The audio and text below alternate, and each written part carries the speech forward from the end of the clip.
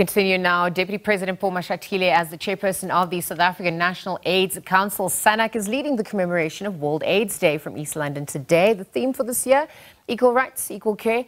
And on that note, Abongile Yankees is covering that event for us. Our good morning. Thank you for joining us at this hour. Perhaps you could just paint the picture for us. What are the expectations ahead of this year's commemoration?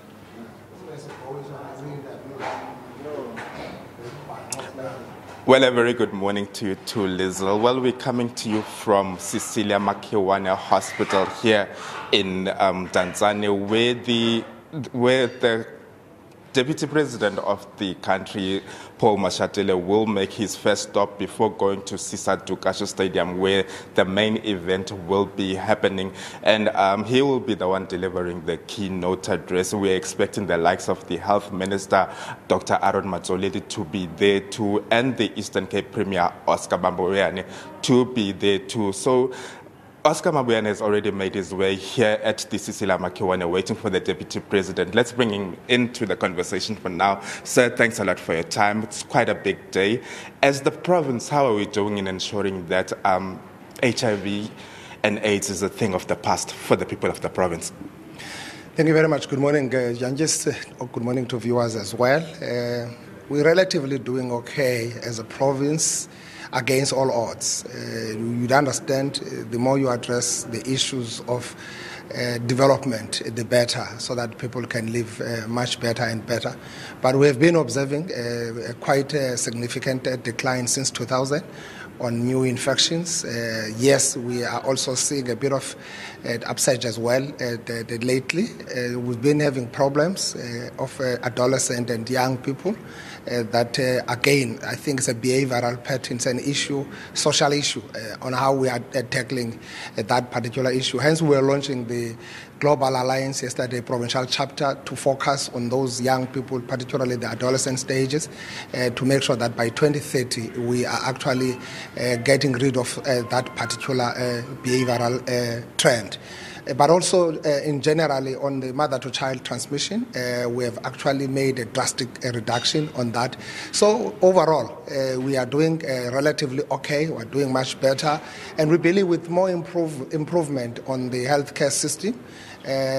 Against the challenges we have, you'd understand that our department is submerged in this problem of medical legal that we're trying to extricate it out of, so which has completely eroded our baseline to really provide services. But also the introduction of NHI, we believe, is bringing more a kind of capacity for the state to be able to redress the imbalances of the past. But so far so good. As a premier, I can't complain. We've got more work to do. The awareness is there. Everybody know, and we have also experienced a serious reduction on HIV and AIDS related. Our people have no longer been dying because of HIV and AIDS, because the treatment we have, ARVs, have been really mitigating that. What is important for our people to go all out, to know their status, test, so that they can get on treatment. That's what we are making, and we're making that call to everybody. You can no longer die simply because you are HIV positive.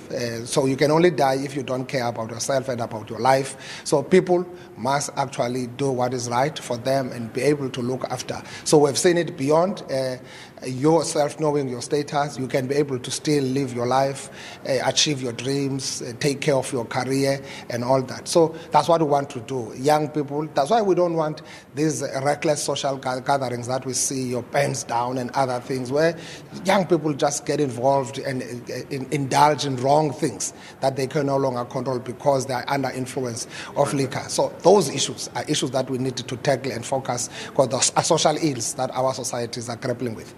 Access to ARVs, particularly in rural areas.